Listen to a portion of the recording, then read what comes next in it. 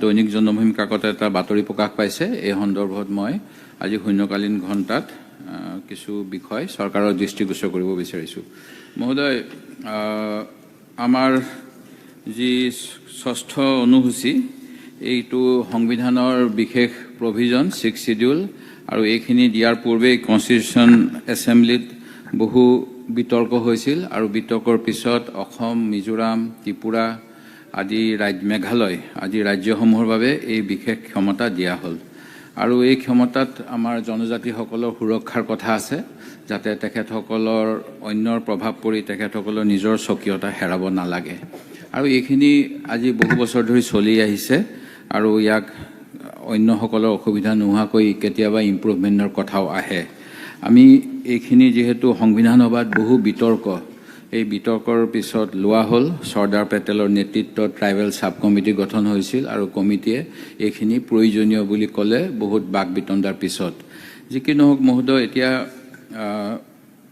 দেশ স্বাধীন হোৱাৰ পূৰ্বৰে পৰা ব্ৰিটিছ ভাৰতৰ বিভিন্ন অঞ্চলৰ মানুহে বিভিন্ন অঞ্চলত বসবাস কৰি আছিল আৰু চৰকাৰৰ আঁচনি অনুসৰি ভূমিহীন লোকসকলক যদিহে তেওঁলোকে বেদখল কৰিছে বা চৰকাৰী ভূমিত আছে, নিয়ম নীতি অনুসৰি তেখেতসকলক সংস্থাপন দিব লাগে আৰু এই ক্ষেত্ৰত সুপ্ৰিম কোৰ্টৰ নিৰ্দেশনাও আছে। মহোদয়, 6 শিডিউলৰ এতিয়া খেৰণী অঞ্চলত যোৱা 20 তাৰিখৰ দিনাখন 10জন গাঁওবুঢ়াৰ বৰ্খাস্ত কৰাৰ লগতে নটিচ দিয়া হ'ল যে তাত থকা যিবিলাক এনক্ৰচমেণ্ট, সেই VGR PGR বিলাকৰ ইমিডিয়েটলি এছিষ্টেণ্ট ৰেভিনিউ অফিচাৰ দনিকা ৰেভিনিউ চাৰ্কুলে ষ্টেপ ল'ব লাগে। 20/2/2024 এইটো নিৰ্দেশনা। মহোদয়, নিশ্চিতভাৱে যদি চৰকাৰী প্ৰয়োজনত চৰকাৰী ভূমি লাগে সেইখিনি দিয়াটো নিয়ম আৰু VGR PGRত থাকিলে চৰকাৰে এটা নতুন নিৰ্দেশনাও থাকিলে যে তেওঁলোকক 5% ৰিজাৰ্ভেশ্যন কৰি নতুনকৈ তাত সংস্থাপন দিব পাৰি। কিন্তু মহোদয়, এতিয়া দেখা গৈছে যে তাত যিখিনি অফিচ আছিলে, ছাব ডিভিজনেল ইৰিগেশ্যন অফিচ, চৰকাৰী office, irrigation office, medical branch, sub division office, APDCL control room, police station, post office, anganwadi 11টা, JJM 11টা, market 2খন, প্ৰধানমন্ত্ৰী আৱাস যোজনা ঘৰ 132টা, ইউথ ক্লাব, ইন্দিৰা আৱাস যোজনা ঘৰ 90টা, কমিউনিটি হল 6টা, block education office, bank, RCC ঘৰ, school 30টা, মন্দিৰ 27টা, মছজিদ 1টা, কেঁচা ঘৰ 115টা, মুঠতে প্ৰায় 10,000 মানুহক ক্ষতিগ্ৰস্ত কৰা এটা ব্যৱস্থা লোৱা হৈছে।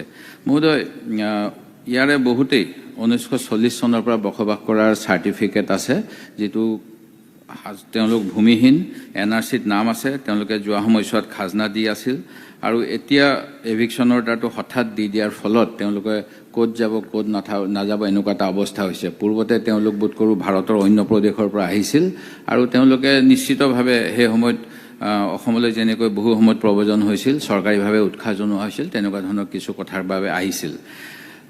যোৱা জুন 2022 চনত অসমৰ মুখ্যমন্ত্ৰীয়ে সেই অঞ্চলত ইলেকশ্যন কেম্পেইন কৰিছিল। তেতিয়া তেখেতে আশ্বাস দিছিল যে কোনো ধৰণৰ এভিকশ্যন ইয়াত নহয়।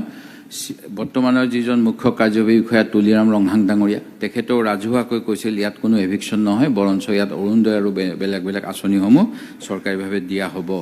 এতিয়া এই মানুহখিনিৰ যিহেতু তেওঁলোকৰ ছেটেলমেণ্টৰ কাৰণে বহুত আগৰে পৰাই চৰকাৰীভাৱে 70 চন 60 চনতে তেওঁলোকে চৰকাৰক আবেদন কৰিছিল, কিন্তু তেওঁলোকক বঞ্চিত কৰি থকা হ'ল।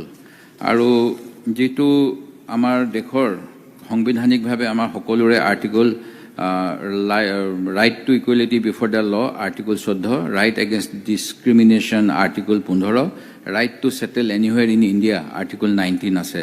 কিন্তু আমি নিজে যিহেতু 6 শিডিউল কৰিছোঁ, সেই ক্ষেত্ৰত ইয়াৰো কিছু প্ৰৱণতা আছে। তেনে ক্ষেত্ৰত সদ্যহতে আমি কেনেকৈ যিসকল জনজাতি আৰু অজনজাতি সকলোৰে মাজত এটা সদ্ভাৱ আনি অসমৰ উন্নতি কৰিব পাৰোঁ আৰু যিখিনি বহু বছৰ ধৰি এনেকুৱা ধৰণৰ অট'নমাছ ডিষ্ট্ৰিক্ট কাউন্সিল অঞ্চলত আছে, তেওঁলোকে যাতে যিখিনি দেশৰ নাগৰিক হিচাপে সুবিধা পাব লাগে সেইখিনিৰ পৰা বঞ্চিত নহয়, তাৰ বাবে এটা ভাল ব্যৱস্থা কৰিব লাগে। এই কথাখিনিকে মই আজি মন্ত্ৰী মহোদয়ৰ যোগেদি চৰকাৰৰ দৃষ্টিগোচৰ কৰিছোঁ।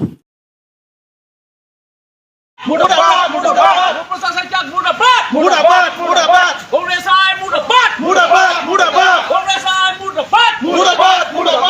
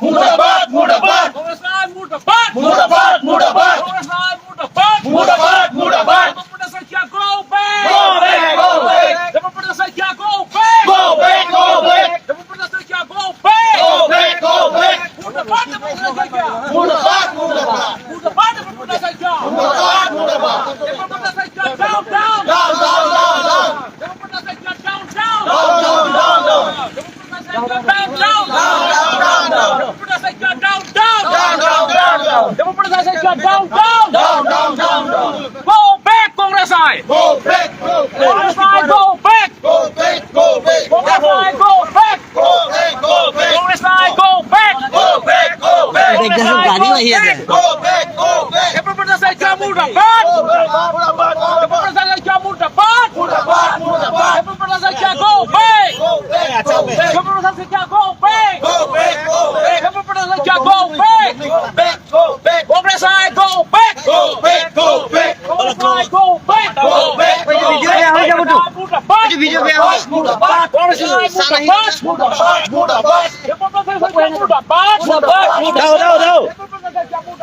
गल्ला लगी होला दक्षम दो Go back, everybody say go back, everybody say go back, everybody say down, everybody say down, everybody say down, everybody say down, Congress side go back, Congress side go back, Congress side go back,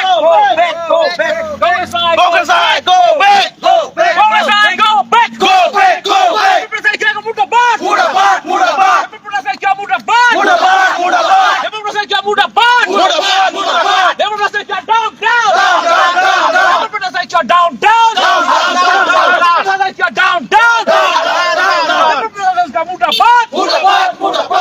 say Jamudabad, everybody say Jamudabad, everybody say Jamudabad, Congress side Mudabad, Congress side Mudabad, Congress side down, Congress side down, Congress side go back, Congress side go back, Congress side go back, everybody say Jamudabad, everybody say Jamudabad, everybody say Jamudabad, everybody say down, everybody say Jamudabad, everybody say down, everybody say Jamudabad, Congress side Mudabad, Congress side Mudabad, Congress side down, Congress side down, Congress side down, Congress side go back. Congress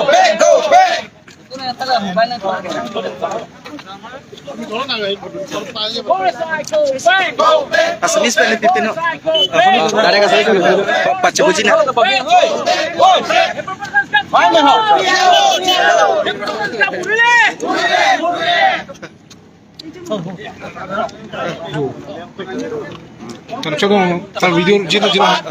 Proposta क्या नाचिरा कौन-सी पे ने मिले ही coat हक वाले जे आंदो foot बुली जे আমার কার্বিংলং তুমেস council যে এভিকশন হবো বলি তো আন্দ ফুট আপনি চাইছে না সোনা কোনটো আন্দ ফুট ও সোনা নি কে প্রপোজাল ডাঙরিয়া কি সক যে আমার ইয়াত পুরা ইয়াত কোট পুরা ওলাই আছে যে ভিজারত এনক্লোজ করা যে ইলিগেল এভিকশন কৰিব পাৰি বুলি ইয়াত লিখা আছে এইকটা আপুনি কোট পালে যে আন্দ ফুট এক বুলি তো কালি ভিতৰত আপুনি স্পষ্টকে কাৰ্বিংলং ৰাজ্য ক'ব লাগিব বা নহলে কাৰ্বিংলং ডিস্ট্ৰিক্ট কমিটি স্পষ্টকে ক'ব লাগিব যে আমাৰ 20 তাৰিখ দিনাখন আমাৰ কাৰ্বিংলং তুমাস কাউন্সিলৰ মিটিং পাতিছিল তাত কাৰ্বিংলং ডিস্ট্ৰিক্ট কংগ্ৰেছ কমিটি আছে ইপিজেলসি আছে সিপিএমএল আছে সব পলিটিক্যাল পাৰ্টি আছে সব হাজু কৰি এটো গভৰ্ণান্স কৰি আছে তাকে আজি আমি সোশ্যাল মিডিয়াত পাইছো আন্নফুৰ এই কৰি আজি নেকি পুই বুবাংকে না যা কোন গদাপেছি আলাং বাং ডাকে আন্নফুৰ এই কৰি আথেমা নন চিৰিলো যে পিনি চিকাং ডাকলো যে কংগ্ৰেছ আইলা তুমকে নন পেন কৰি না পাইছো পলিটিক্স পাঠু লাস নন লা চৌ কৰি তুম চিনি বাংকে আলাং তুম লা বাংছো হলা এফেক্টেড পারসন আমুনি কম্পান যে পলিটিক্যাল ওপিনিয়ন তুম সিম্পাথি লং জিমিনে কলা সুকা মাথা চ হালা পলিটিক্যাল সিম্পাথি লং জিমিনে বসি লা বাংকে কিতে হালা বাং সরিয়ে ভান lassi non head Bangla Son lason Congress ay nung patupam lapen karbi ang long budet kali karbi ang long budet ke asam ma tame lason indax bang ke nang ke pi ke jone ichila lasi upi ko se asam anthul ni ke nang ko asin tu me ko chin ko hala tame illegal lason migrant ki ong la bangso jone se lason andolon da ke nang ko hala so andolon di promo desa chini dem ba lasi bi bang ke condemn lo je la bangso pini ko etame lason di promo desa ke nang ni ke don la ke amro fu ek bang ke alang bang chok che pik lo lasi la sok utak tak di Congress committee tum tame lam par chipinang ko kali bude la bang ke karbiang long rat akar I tame la bang ke hakpuson khilabom ka khilabom sidon puta la bang so apu dikte la bang so mai les ken man matabom lasi bi condemn lo de proposal sokya la bang so lam the pa chuma dak dik ni tum dia la bang so kan song bang ke alang ke bulai lo pardon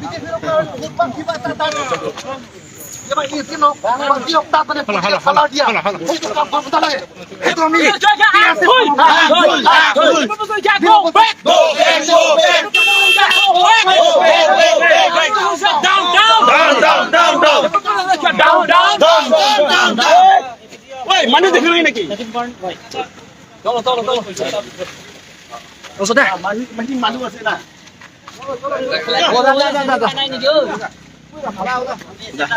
Kalau kiwai saja kanai ni ki. Hah? Ja. Ni kalau kiwai saja kanai berapa. Jom nak benar. Jom. ठीक ना लापिन के तो ला तारनी तो कौन लापी कली लापिन नी Ada yang lopen mati. Ada yang lopen itu lo benar mati ada yang lopen. कलम Benar.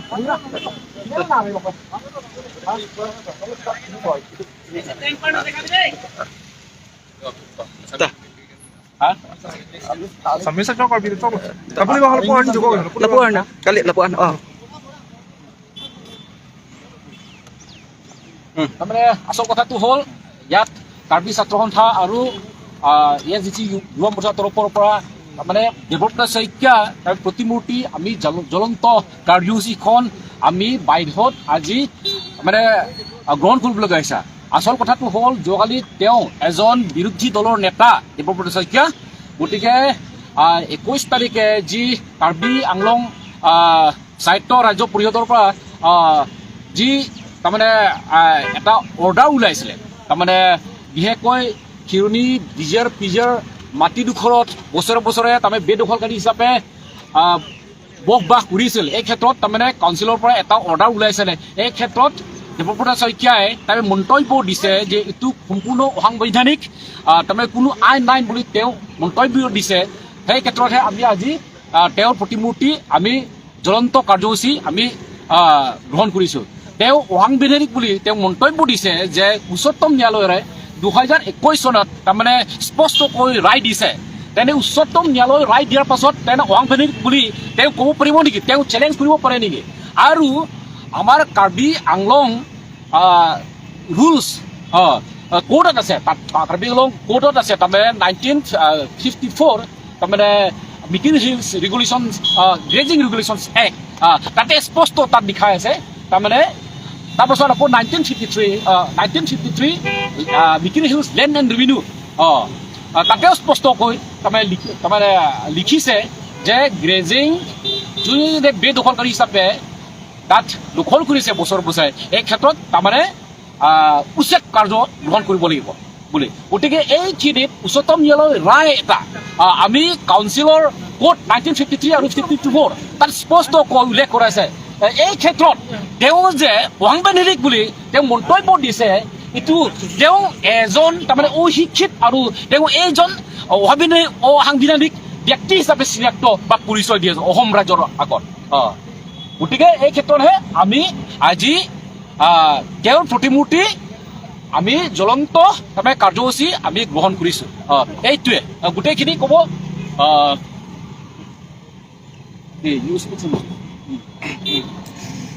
Yeah, Mr. Shaikia, legislator from Nigeria constituency is very much uncalled for, and he is educationally uneducated, I have to say, because which really have been, met a very good judgment, a verdict from the Supreme Court last 2 consecutive times, and he knows very well that he is trying to not know, he is pretending not to know anything about the Constitution and what is the Supreme Court have made it very clear that anytime those people living in PGR and PGR can be evicted. The whole of Karbi Anglong, the whole of Assam, the whole of the country was watching and reading it through time and again. But the Congress legislature, very unfortunate. And we, from the whole of Karbi Anglong, with the SDC front, KSA, KNCA, and different organizations on behalf of that, such emotions should not be created in the minds of the indigenous people. This is what we want to say. Therefore, what the Karbi Anglong Autonomous Council have met a very clear notification on the 21, I guess, on that day itself, that these people will be evicted irrespective of any caste, creed or religion. Therefore, people living in those areas, as met in the notification, have to be evicted, and nobody, no organization, no groups or no any particular region should not be come into the way of what the notice says and what the Supreme Court says. This is what we say, and we, it's a very, very big condemn that we met in the eyes of that Ibraputta Saikya, and very unfortunate.